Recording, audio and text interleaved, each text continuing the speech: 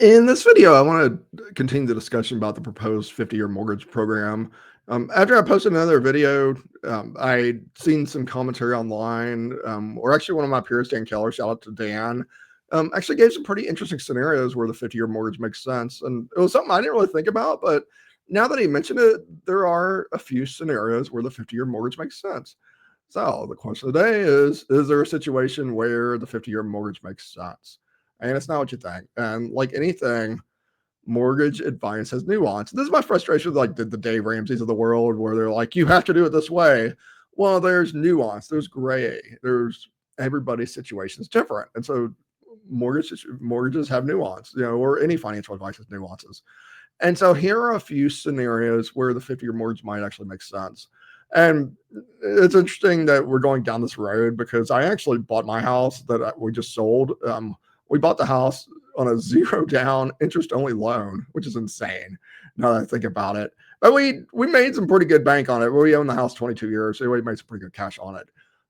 But those first 10 years, we made like no money. We were actually underwater for several years, and we actually went through the meltdown of '08 while we were in that house. We were way underwater on paper during those years. Luckily, we didn't sell it, so we were okay. But yeah, I mean, it's one of those things you really have to think about. Is first of all, how long do I keep the house? And secondly, what scenarios does this program make sense? And so the first one is this idea of pay the least, invest the rest. And so Dan Keller, who I just mentioned, that's kind of the philosophy he has. He goes after more higher net worth borrowers. And he pointed out that you can typically get higher rates of return in the stock market than you can from a mortgage rate. So if the mortgage is in the sixes, you can probably get 9 to 10%. So you're making that spread by basically, pay the least, invest the rest. And the smart thing about that strategy is, if you have a lot of money in the market and then you have to sell your house all of a sudden for whatever reason, take that loss, you're sitting there with cash in the bank, and you can always take that money back out of the stock market and pay that house off if something ever happened. So that's one idea on a way you could do that.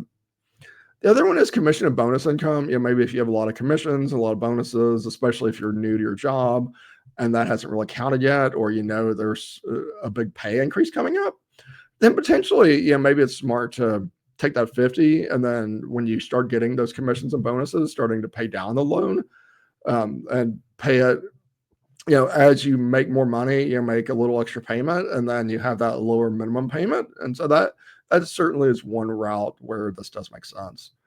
So again, we said pay raise coming. The other one, very similar, self-employment. If you're self-employed, you started your business, you're trying to qualify, but you have a lot of tax deductions, and maybe you don't qualify for that amount that you actually need. You could use the 50 to qualify for more money. So there you go. Like I said, there are a few nuances. There are a few scenarios because nothing's ever cut in the dry in the mortgage industry. And thank you, Dan Keller, for pointing this out to me, because I didn't really think about it. I was thinking much more linearly and laterally on my initial thoughts on this. But I don't know what you think. What are your thoughts on the 50? If Trump's proposal becomes law, would you take one? Comment below and hear what you think. As always, if you have any questions about mortgages or anything else, feel free to give me a call, 937-572-3713 or scopehair.com. Thanks. Bye.